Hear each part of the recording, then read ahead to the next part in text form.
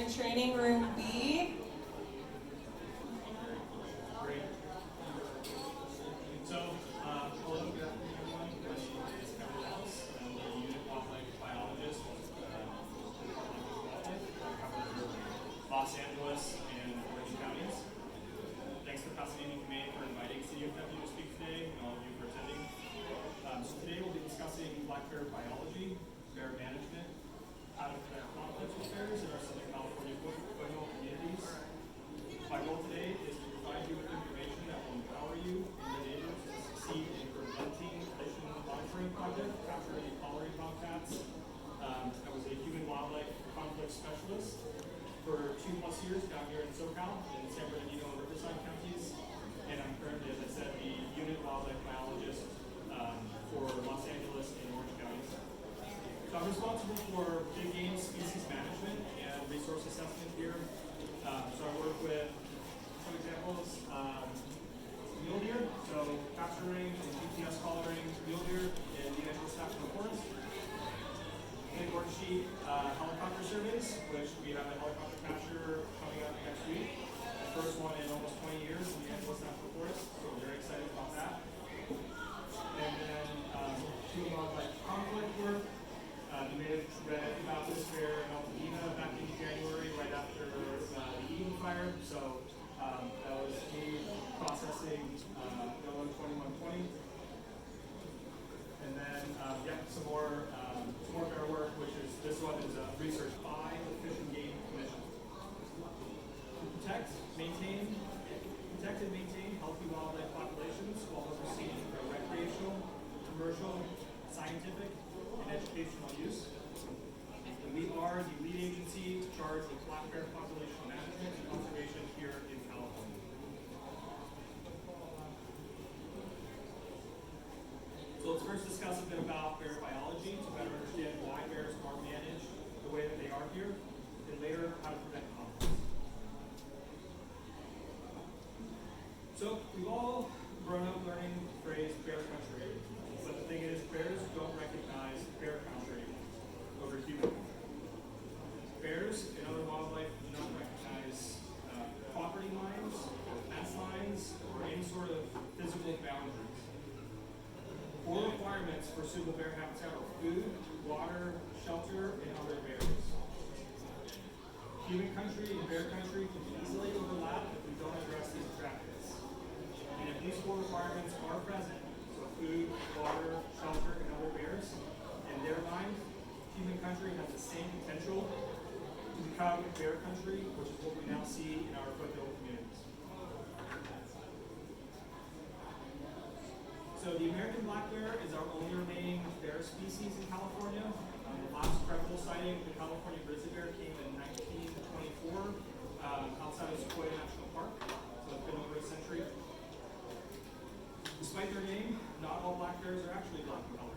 In fact, most bears that we see or capture here in Southern California are blonde, cinnamon, light brown to strawberry color.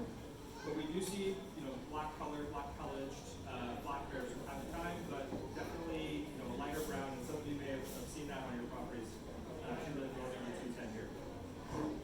So typical habitat for bears are mountainous and foothill areas above 3,000 feet in elevation.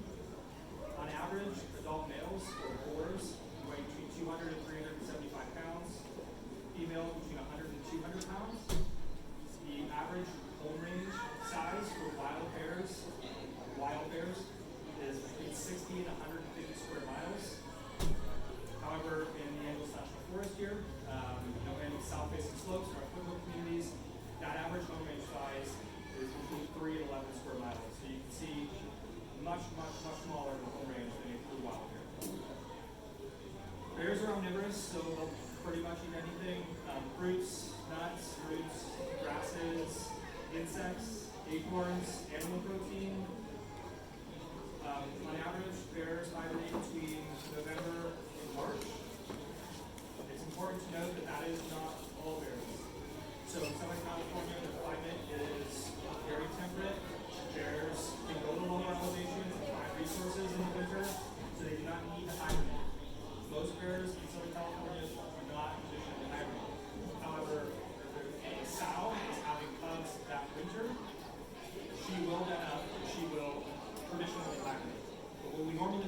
bears going into torpor or a slow down metabolism, a slow down activity rate, but they're not traditionally hibernate.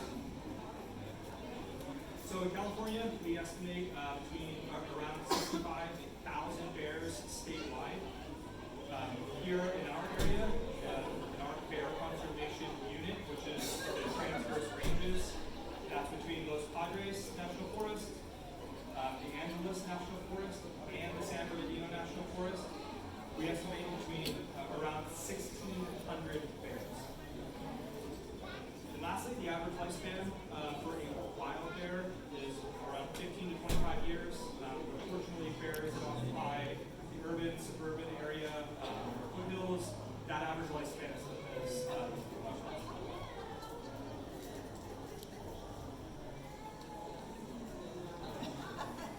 So a typical reproductive cycle for a sow or a female bear, in summer, early summer, and throughout summer into fall, they'll breed with the boar. In winter, which is usually having cubs, they will find a den site and den up. They will have cubs in early winter. In the spring, the sow and the cubs emerge from the den, and by summer, the cubs are weaned off. Cubs will spend the next year, so through the first year, and then the first half or into fall of the second year of their lives with the sow. As we hit fall, and they're what we call them as yearlings, then they disperse from the sow and they go on their own.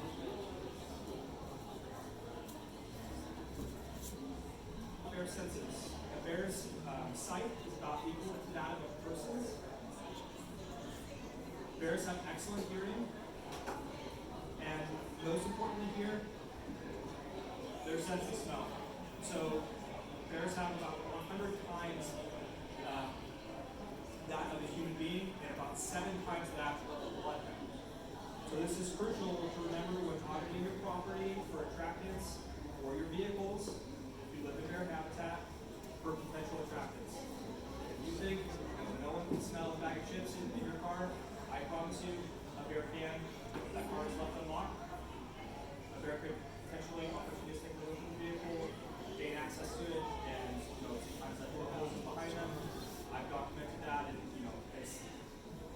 your car will likely be totaled. So always good to remember, even if you can't smell it, a bear absolutely can.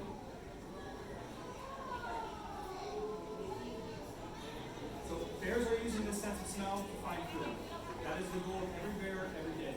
Find food. Here are some examples. A bear eating some natural food sources. Sniffing out bugs. Digging for drugs. For apples. Here we see the bird feeder. Huge attractant for bears. Hummingbird feeder, even though there's not bird seed in it, that sugary liquid is very, very, very attractive to bears. And lastly, and most unfortunately, trash cans, unsecured trash cans. Huge attractant to bears. So this is because, because of the search for food, bears sometimes wind up in trouble with humans as they move deeper into urban and suburban areas. It starts off with the fruit trees on the street, to the bird feeder in the front yard, to the non-bear resistant trash cans being stored in the backyard and at the street.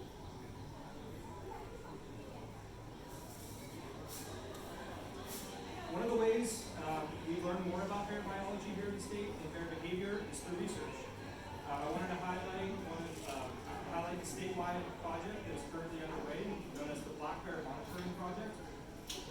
So this project aims to capture, ear tag, GPS collar, and monitor black bears in California.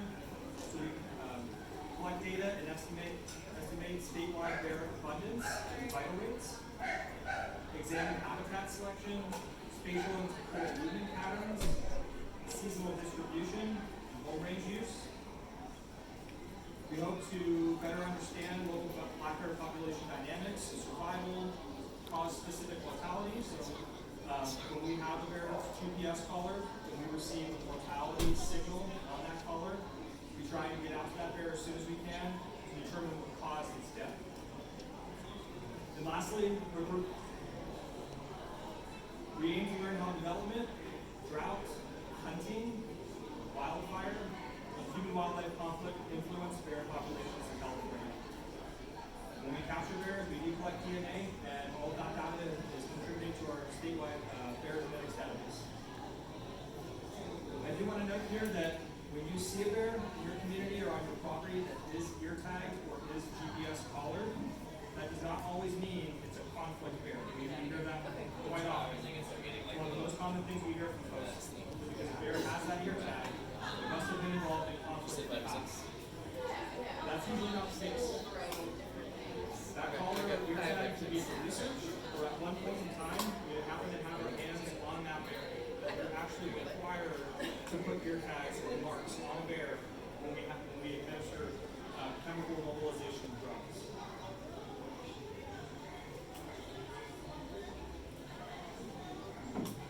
Now let's learn a little bit more about how bears and different kinds of conflict bear incidents are managed by CDFW in California. So CDFW currently refers to animals as conflict animals versus problem or nuisance animals, because it's important to consider that wildlife is usually simply acting like wildlife. And it's usually humans that are considering quantifying this behavior to be an issue. So a conflict bear is a bear that requires some management action or response from the department, from local law enforcement, or even the public. Conflict bear, bears typically avoid direct interactions with people, and they retain their natural aversion to people, but they may begin to associate humans or human use areas with resources. The type of conflict a bear gets in will influence the management response for an individual bear, which we'll see here shortly.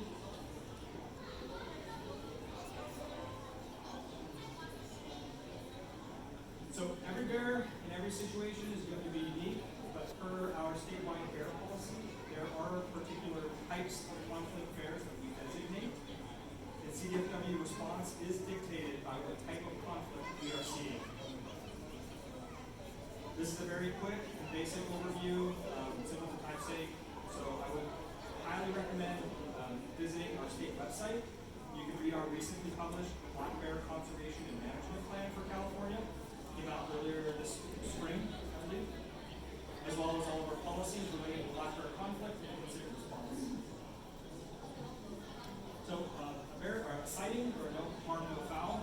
So this is a sighting only, or the bear is in the wrong place at the wrong time.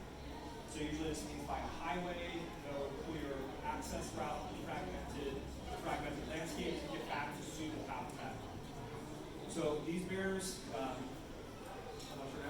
sorry about that. These bears, so for a sighting, give the bear space, time to leave, or haze it away to your comfort level. For no harm, no foul response, we usually will try and capture, chemically immobilize, GPS collar, and relocate that bear to suitable habitat. So habituation, or general nuisance, so the bear is accessing trash, a bear that shows little to no overt reaction to people because of being exposed to people, human stimuli consistently without any sort of negative consequence. We recommend removing the access to attractants, preventing access to the attractant, which is causing this habituated behavior, and then implementing deterrence and hazing techniques, which we'll go over in a little bit. Depredation. Depredation is when a bear is threatening to, damaging, or conducting property damage, destroying property, breaking into your home, breaking glass, accessing your ag fields, your business. So for depredation incidents, the department does issue or can issue a legal depredation permit if the homeowner or the business is requesting one.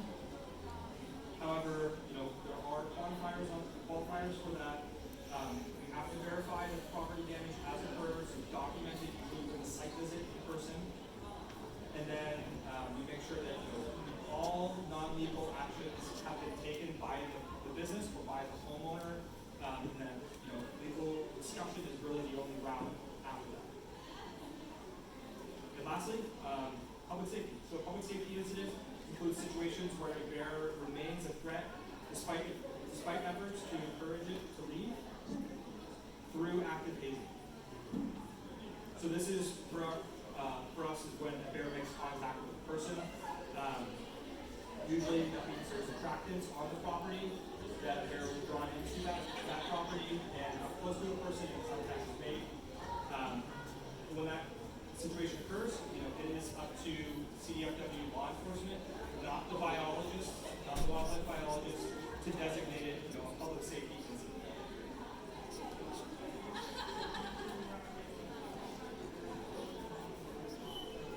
The most common question we receive from the public by far is regarding human wildlife conflict is why can't we just relocate the bear? This bear that's coming on my property all the time, just trap it, move it up the hill, get it out of here, and it's going to solve the problem. So chemical mobilization is an excellent tool. It's a very effective tool, but it's not usually the best choice in most situations. Really, the truth is that relocation, it doesn't solve the problem long term. Bears become disoriented when they are relocated long distances. They can travel hundreds of miles trying to return to where they were captured, or unfortunately killed trying to return. They're using roads, they're using familiar areas that they know to get back to that area.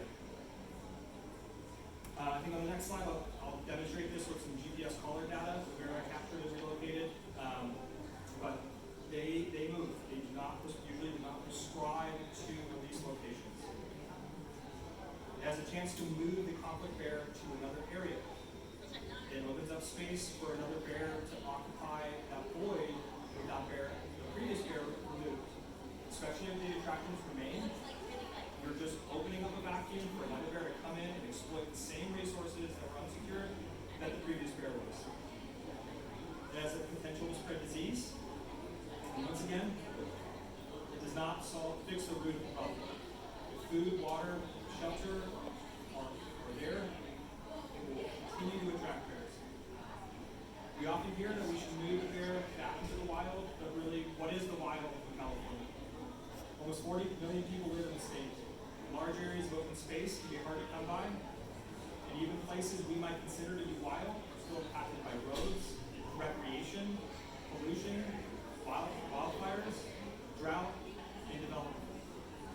Relocation doesn't remove the opportunity for conflict if attractants are still present on the landscape. So here's an example, as I mentioned, of a bear I captured when I was working in San Bernardino County for the Department of Fish and Wildlife. Right outside of the town called Ukaipa, in the foothills here, I captured the bear right here. I relocated the bear up outside of Big Bear. It was just to the north of here. After relocation, this bear immediately dropped down to the desert outside of Morongo Valley and traveled over 50 miles through, as you can see, some pretty inhospitable terrain. And I found this bear 3 houses down. I kid you not, 3 houses down from where I captured it weeks prior. I mean, it's incredible their ability to get back to those areas that they know. So this is a great example of relocating a bear. It's a tool. It is not a be-all, end-all tool that will fix problems. You have to start with the attractants on the problem.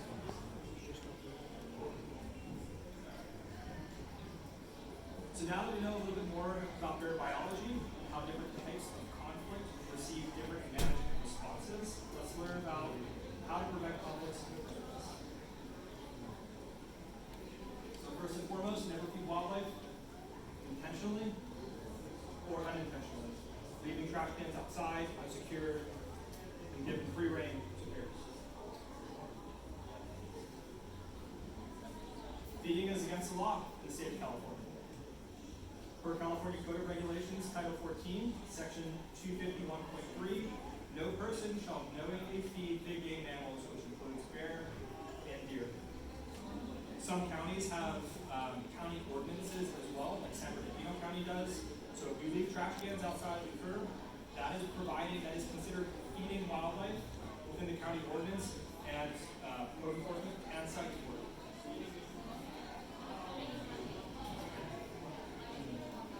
So the reason for this is because of the potential for habituation. Habituation is when an animal shows little to no obvious reaction to people because of repeatedly being exposed to human stimuli without any sort of negative consequence. They become conditioned or used to human activity and human-induced areas. So basically, if an animal hasn't had enough reason to associate humans with bad and has been able to store food successfully, or water, or shelter, or any of the other resources without being scared or hazed, this can lead to an animal becoming habituated. When a bear becomes habituated with humans, the chances of conflict escalate exponentially. And I can tell you that when bears start to become habituated to anthropogenic attractants, it is very, very, very difficult to break. It's almost a lifetime behavior that is instilled in them because of the lack of consequences when they're building up that level of habituation. So the proper management of those attractants early on can prevent habituation from starting. And that really is our goal when working with communities. People may have the best intentions when feeding wildlife, but unfortunately, one way or the other, wildlife always loses when they are fed or given access to food by humans. The good news is there are many ways to prevent conflict from occurring in the first place. So hazing, use of deterrents, the use of objects, devices, or methods that dissuade wildlife from interacting with areas, people, plants, and other animals. These can be active or passive. The idea is to teach wildlife that what it is doing will not be tolerated around humans or human use areas and discourage the behavior or activity. I do want to note that it is not always appropriate to haze animals, haze bears. You see a bear that is injured on your property or sick, or a bear that is cornered. So think of a bear in your garage. You're on the open side, that bear has nowhere to go other than behind you. That is not a great opportunity or time you should be trying to haze the bear. Or near roads or busy highways due to the risk of vehicle strike. If they are hazed, they usually get out of that area, and you have to be cognizant of what's around you when you are hazing a bear. But the great thing about deterrents is that some are motion sensing or passive, which means they encourage wildlife to give up that behavior or habit 24 hours a day in the absence of people. I don't believe I have a photo of that here, but one item that I always recommend to folks is a wildlife sprinkler. So you can find them online. They're motion censored. They sit idle. So if you have an area or like a crawl space or a kitchen door where a bear is coming and accessing or trying to access frequently, those sprinklers work really well. They're on a motion sensor. They're on a timer. You don't have to be there for it. You don't actually have to haze the bear yourself. The bear walks up to that area where you know it regularly frequents, trips the motion sensor, and gets sprayed. It's very effective at corrective behavior. Another example of an exclusionary device is this electronic mat. The department has a few that we do lend out to residents when they're experiencing higher levels of conflict. So, forcible home entries, ongoing property damage, attempted home entries, stuff like that. Air horns are great, cheap. A lot of you probably have them if you live in bear habitat. They're very tactile. Bears respond pretty well to them. Bear whistles are great. Ammonia soak rags, a lot of folks ask us about that. They can be successful. Bears do learn that some of these things, while they are offensive in the short term, if that attractant is there, that trash can is there, is very appealing, they tend to put up with things like that that don't actively make contact with them, like a sprinkler or an electronic unwelcome mat.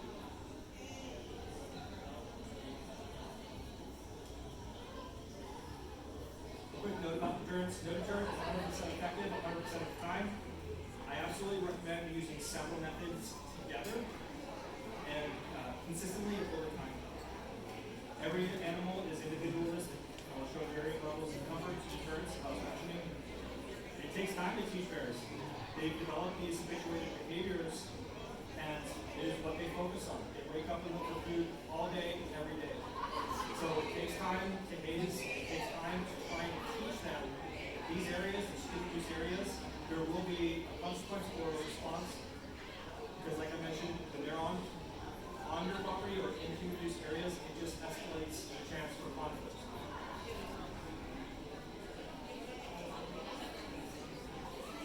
Alright, let's talk trash.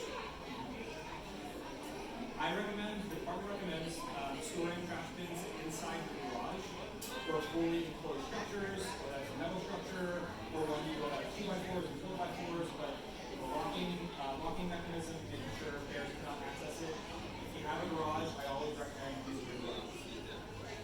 Place your garbage bins on the street in the morning of pickup, not the night before. Bears will learn that trash pickup schedule to come every week, the night before. Every week, looking for trash bins. Clean your cans, clean your bins frequently with ammonia and bleach. And purchase, rent, or advocate for bear-resistant bins. So bear-resistant cans or bear-resistant bins, you may need to contact your local garbage service provider, so either Pertec or Athens or whomever your provider is, and discuss what options are there. But they're an amazing tool. When used properly, it can provide long-term solution for not only the bears but other wildlife. One of the recommendations we often give is to do an audit around your home as well as your community. Some of the things you might consider implementing after conducting an audit of your yard, for example, include harvesting ripe fruit, picking up fruit and vegetables that have fallen into the ground and started to rot. Those are very attractive to bears. You have citrus fruit, apple trees, they fall, they rot. Bears can smell that and bring them onto your property. Secure fruit trees and gardens with e-fencing, electric fencing. Clean your barbecue, clean your grills regularly. Place sturdy covers over pools and hot tubs. So you may have seen photos of bears accessing pools. In the summer it's hot, it's very attractive to them. And avoid using bird feeders and hummingbird feeders. And I recommend planting native plants to attract birds and pollinators.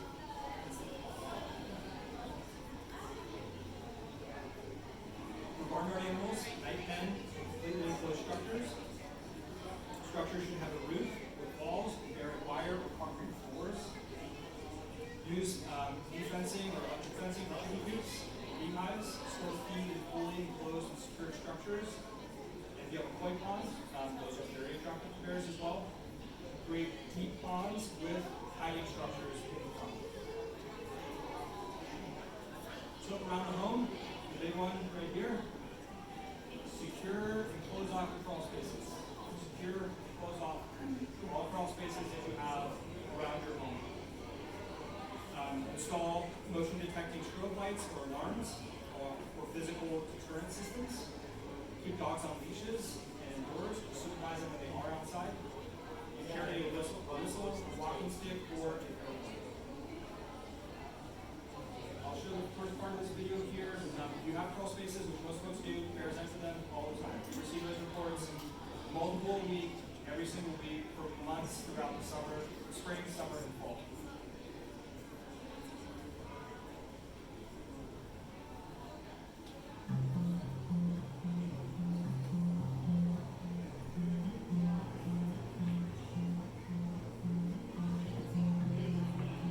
Tahoe Basin especially, we have bears that like to hibernate in crawl spaces and under decks, so I thought we'd put together a little video for you to show you how to secure that. So we've got a pretend crawl space entrance right here. Of course, crawl spaces are all sorts of shapes and sizes.